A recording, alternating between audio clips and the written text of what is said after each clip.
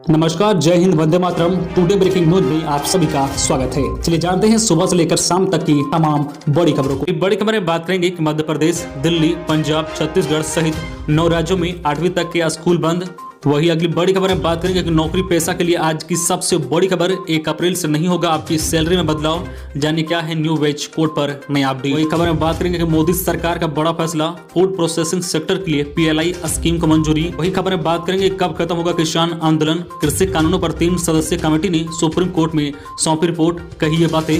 वही खबर में बात करेंगे कि CBSE ने छात्रों को दी बड़ी राहत, यदि कोरोना की जांच पॉजिटिव पाएगी तो मिलेगी ये सुविधा। वही खबर में बात करेंगे कि उत्तराखंड बॉर्डर पर कुंभ में आने वालों की जांच, सरकार ने कोरोना टेस्टिंग कियोस्क बनाया। वही खबर में बात करेंगे कि हवाई यात्री सावधान, मास्क ठीक से नहीं लगाया तो लगेगा जुर्माना। और भी आप लोग के लिए काम की और महत्वपूर्ण बड़ी खबर लेके आए हैं, तो आप खबरों को जो है शुरू से अंत तक बने रहें। तो चलिए शुरुआत करते हैं खबरों को विस्तार से। पहली बड़ी खबर की बात करें तो स्कूलों पर कोरोना इन्फेक्ट, मध्य प्रदेश, दिल्ली, पंजाब, छत्तीसगढ़ सहित 9 राज्यों में 8वीं तक के स्कूल बंद। राजस्थान में सरकार ने फैसला कलेक्टर पर छोड़ा। नई शिक्षा सत्र का 1 अप्रैल से आगाज हो गया है। इसी बीच देश में कोरोना की बढ़ती जो है संक्रमण ने राज्य सरकारों की चिंता बढ़ा दी है।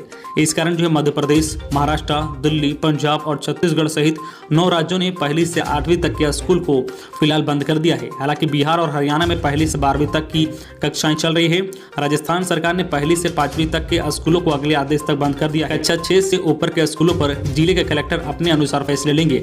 वही मध्य प्रदेश में जो पहली से 8वीं तक के सभी सरकारी और निजी स्कूल 15 अप्रैल तक बंद रहेंगे। 9वीं से जो है 12वीं तक की क्लासेस 1 अप्रैल से शुरू हो जा रही है। वही जो महाराष्ट्र सरकार ने पालघर में स्कूल कॉलेज को बंद कर दिया है। पुणे और जो है लातूर में स्कूल कॉलेजों को 31 मार्च तक बंद कर दिया गया है। वही छत्तीसगढ़ सरकार ने अगले आदेश तक सभी स्कूलों को बंद कर दिया है।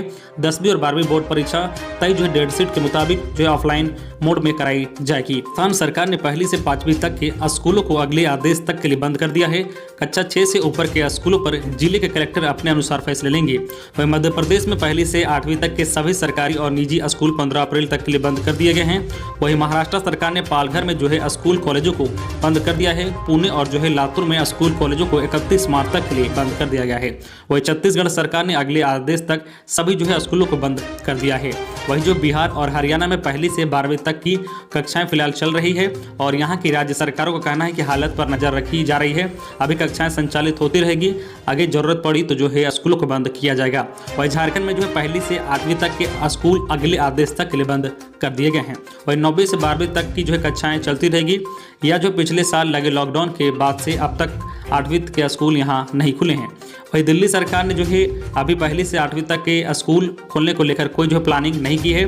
सरकार ने साफ कर दिया है कि कोरोना वायरस को देखते हुए अभी जो छोटे बच्चों के लिए स्कूल नहीं खोले जाएंगे। गुजरात सरकार ने अहमदाबाद, सूरत, राजकोट, जो है वडोदरा, जो है जामनगर, भावनगर और गांधीनगर सहित 8 महानगरों पालिकों में स्कूल और कॉलेज को 10 अप्रैल तक बंद कर दिया गया है। वही पंजाब सरकार ने जो है पहले से ही जारी पाबंदी के आदेश को 10 अप्रैल तक बढ़ा दिया है। वही उत्तर प्रदेश सरकार ने नए आदेश के मुताबिक पहली से लेकर 8वीं तक के सभी निजी और सरकारी और जो है अर्ध सरकारी स्कूल 4 अप्रैल तक के लिए बंद रहेंगे। वही हिमाचल प्रदेश सरकार ने भी स्कूल, कॉलेज और अन्य शैक्षणिक संस्थानों को 4 अप्रैल तक बंद करने का फैसला लिया है। अगली बड़ी खबर की बात करें तो हरिद्वार में आज से कुंभ की शुरुआत। उत्तराखंड बॉर्डर पर कुंभ में आने वालों की जांच, सरकार ने कोरोना टेस्टिंग कियोस्क बनाए। हरिद्वार में गुरुवार से कुंभ मेले की शुरुआत हो गई है। इसके लिए दूसरे राज्यों से श्रद्धालु पहुंचने लगे हैं। कोरोना गाइडलाइन के तहत नेगेटिव रिपोर्ट वाले श्रद्धालुओं को ही एंट्री दी जा रही है। इसके लिए सीमा पर पुलिस की तैनाती की गई है। उत्तराखंड सरकार ने लोगों की जांच के लिए जो है बॉर्डर पर कोरोना टेस्टिंग कियोस्क भी बनाए हैं। बाहर से आने वाले लोगों को यहां टेस्ट किया जा रहा है। नरसन सीमा पर तैनात डॉक्टर जो है कसील अली ने बताया है कि अब तक कोई पॉजिटिव नहीं मिला है। कई लोग पहले से कराए टेस्ट की नेगेटिव रिपोर्ट साथ ला रहे हैं। जिसके पास रिपोर्ट नहीं है हम उनका टेस्ट कर रहे हैं। केंद्र सरकार ने कुंभ के लिए पहले ही कुछ हिदायतें जारी की है। इसके तहत श्रद्धालुओं को यात्रा शुरू करने से पहले उत्तराखंड सरकार के पोर्टल पर रजिस्ट्रेशन कराना होगा। मोबाइल फोन में आरोग्य सेतु ऐप होना भी जरूरी होगा। अगली बड़ी खबर की बात करें तो नौकरी पेशे के लिए आज की सबसे बड़ी खबर है, 1 अप्रैल से नहीं होगा आपकी सैलरी में बदलाव। जानिए क्या है न्यू वेज कोड पर नया अपडेट। केंद्र सरकार ने नया वेज कोड को लागू नहीं करने का फैसला किया है। ऐसे में अब आपकी सैलरी में कोई भी बदलाव नहीं होगा। भारत में वेतन पर काम करने वाले अधिकतर लोगों की सैलरी स्ट्रक्चर में इस वजह से बदलाव आ सकता था, जो अब नहीं होगा। पहले सरकार नया वेज कोड लाने जा रही थी, जो अब लागू नहीं हो रहा है। ऐसे में नियम पहले जैसे ही रहेंगे। इकोनॉमिक्स टाइम्स की रिपोर्ट के अनुसार केंद्र सरकार ने सभी वेज कोड लाने का फैसला टाल दिया है, जिससे जो है अब सैलरी में कोई बदलाव नहीं होगा। रिपोर्ट के अनुसार कहा गया है कि नया वेज कोड आज से लागू नहीं होने वाला है। पहले माना जा रहा था कि 1 अप्रैल से नया वेज कोड लागू कर दिया जाएगा। हालांकि जो है अब यह फैसला टालने से कोई बदलाव नहीं होगा। बताया जा रहा है कि श्रम मंत्रालय के वरिष्ठ जो है अधिकारी ने बताया है कि अभी सरकार ने यह नियम जो है लागू नहीं कर रही है। अगली बड़ी खबर की बात करें तो अमरनाथ यात्रा के लिए रजिस्ट्रेशन कल से। अमरनाथ यात्रा के लिए रजिस्ट्रेशन 1 अप्रैल से शुरू होगा। Punjab national bank, Jammu Kashmir bank और यस बैंक के जरिए रजिस्ट्रेशन होगा। साइन बोर्ड की वेबसाइट पर बैंकों का ब्यौरा उपलब्ध है। यात्रा 28 जून से शुरू होगी और 22 अगस्त को संपन्न होगी। अगली बड़ी खबर की बात करें तो 1 अप्रैल से 45 साल से अधिक आयु के सभी लोगों को लगेगा कोरोना टीका। 4 से चलेगा विशेष अभियान।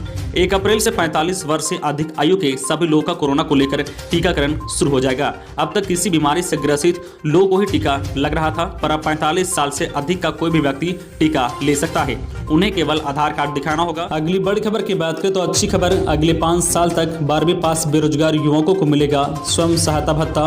अगले वित्त वर्ष 2021-22 से सालाना 1.25 लाख नए युवाओं को जो है स्वयं सहायता भत्ता दिए जाने की तैयारी है। इसको लेकर योजना एवं विकास विभाग ने आदेश जारी कर दिया है। इसमें कहा गया है कि मुख्यमंत्री निश्चय जो है स्वयं सहायता भत्ता योजना को 5 सालों 2021 से 2026 तक विकसित किया जाता है।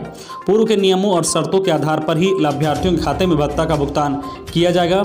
इस योजना के तहत 20 से 25 वर्ष के आयु के जो 12वीं उत्तीर्ण बेरोजगार युवाओं को रोजगार की तलाश में मदद के लिए सहायता भत्ता दिया जाएगा।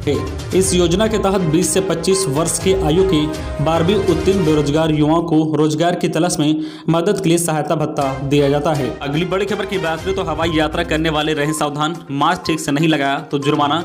डीजीसीए ने कहा है कि जो यात्री यात्रा के दौरान एयरपोर्ट परिसर में सही से मास्क नहीं लगाएंगे और सामाजिक दूरी का पालन नहीं करेंगे, उन पर पुलिस अधिकारियों की मदद से मौके पर ही जुर्माना लगाया जाएगा। साथ ही जो है दंडात्मक कार्रवाई भी की जा सकती है। इधर केंद्र ने जहां कोरोना का टेस्ट बढ़ाने का निर्देश दिया है, वही टीकाकरण भी तेज करने का निर्देश दिया है। राज्य सरकार ने टीकाकरण की गति बढ़ाने के लिए 4 अप्रैल से विशेष अभियान शुरू करेगा और प्रतिदिन लगभग 1.5 लाख लोगों को टीका देने का लक्ष्य रखा गया है। इस बार पंचायत स्तर पर टीकाकरण अभियान चलेगा और जो विभागीय सचिव के सोन ने इस बात की जो है सभी उपायुक्तों को पत्र भेजा है। अगली बड़ी खबर की बात करें तो आज के बाद आपका पैन कार्ड हो जाएगा बेकार अगर नहीं किया आधार से लिंक, लगेगा इतना बड़ा जुर्माना। अगर आपने अब तक अपना पैन और आधार को लिंक नहीं किया है तो ये लापरवाही आपकी जेब पर काफी भारी पड़ने वाली है। इसके लिए ना सिर्फ जो है 10,000 रुपए का जुर्माना लगेगा, वही जो है आपका पैन भी अवैध हो जाएगा। इसके लिए बस आपके पास सिर्फ जो है आज का ही दिन बचा है।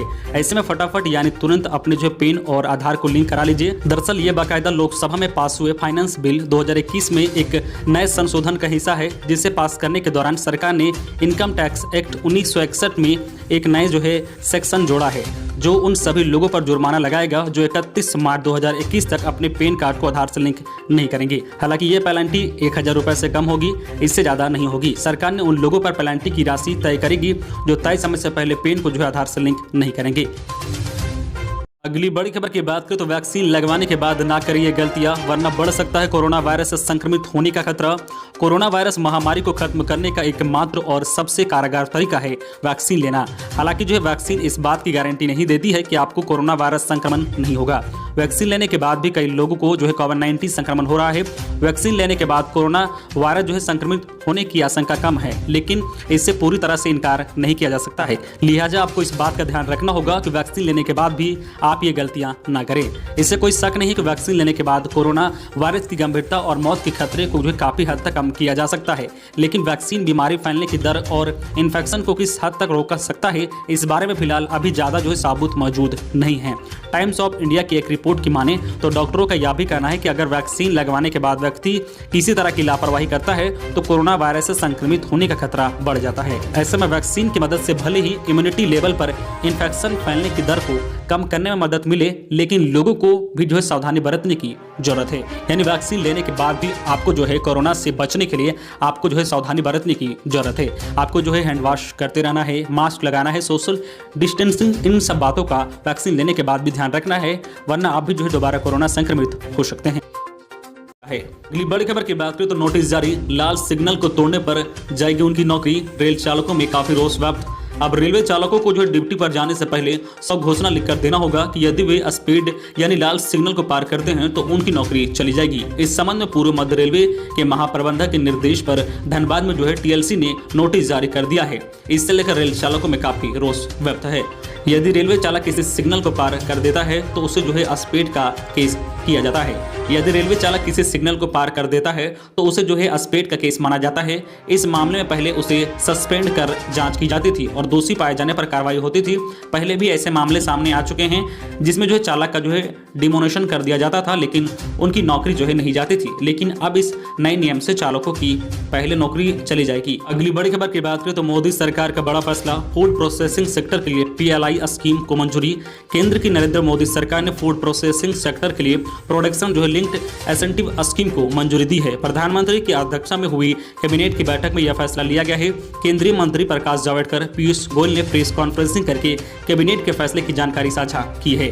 कैबिनेट ने फूड प्रोसेसिंग सेक्टर के लिए 10,900 करोड़ रुपए सब्सिडी देने का निर्णय लिया है। कैबिनेट ने जो है PLI स्कीम के तहत इसकी मंजूरी दी है। पीयूष गोयल ने कहा कि फूड प्रोसेसिंग सेक्टर को PLI से जोड़ा गया है ताकि इससे किसानों को भी फायदा मिल सके। उन्होंने कहा कि इसके जरिए किसानों की आमदनी बढ़ाने की योजना है। उन्होंने कहा कि कोरोना काल में किसानों ने उपज को बढ़ाया है और इस साल जो है 3.5% की बढ़ोतरी होगी। गोयल ने कहा है कि PM मोदी नरेंद्र मोदी ने किसानों को अलग अलग विकल्प देने की बात कही है ताकि किसानों की आमदनी को बढ़ाया जा सके। उन्होंने कहा कि किसान अगर चाहे तो अलग अलग मंडियों में अपनी फसल से अनाज को बेच सकता है। कुछ लोग ने किसानों को भ्रमित कर दिया है। नए कानून में एक ऑप्शन है जबकि पुराने नियम को बरकरार रखा गया है। उन्होंने कहा कि किसान की जो है जमीन कहीं नहीं जाने वाली है। किसानों को जहां ज्यादा दाम मिले वहां अपनी फसल बेच सकता है। केंद्रीय मंत्री पीयूष गोयल ने कहा कि सरकार के इस फैसले से करीब 2.5 लाख युवाओं को रोजगार मिलने की संभावना है। अगली बड़ी खबर की बात करें तो कब खत्म होगा किसान आंदोलन। कृषि कानून पर 3 सदस्यीय कमेटी ने सुप्रीम कोर्ट में सौंपी रिपोर्ट, कही ये बातें। 3 कृषि कानून पर सुप्रीम कोर्ट द्वारा नियुक्त की गई 3 सदस्यीय कमेटी ने सुप्रीम कोर्ट का जो है बंद लिफाफे में अपनी रिपोर्ट जमा की है।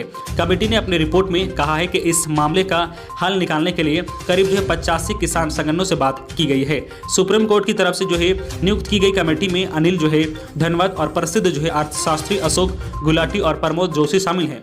मीडिया रिपोर्ट के मुताबिक इस रिपोर्ट में कमेटी ने किसान संगठनों और कृषि मामलों के जानकारों से बात करके अपनी रिपोर्ट तैयार की है। इस रिपोर्ट में जो है संसद की तरफ से पारित किए गए कृषि कानून की समीक्षा की गई है। हरियाणा, पंजाब जो है सरीखे देश भर के किसान संगठन केंद्र सरकार द्वारा लाए गए 3 कृषि कानून संबंधित कानूनों के जो खिलाफ प्रदर्शन कर रहे हैं। केंद्र इन कानूनों में संशोधन की बात कर रही है जबकि किसान इसे रद्द करने की मांग पर अड़े हुए हैं। संशोधन की बात कर रही है जबकि किसान इसे रद्द करने की मांग में अड़े हुए हैं।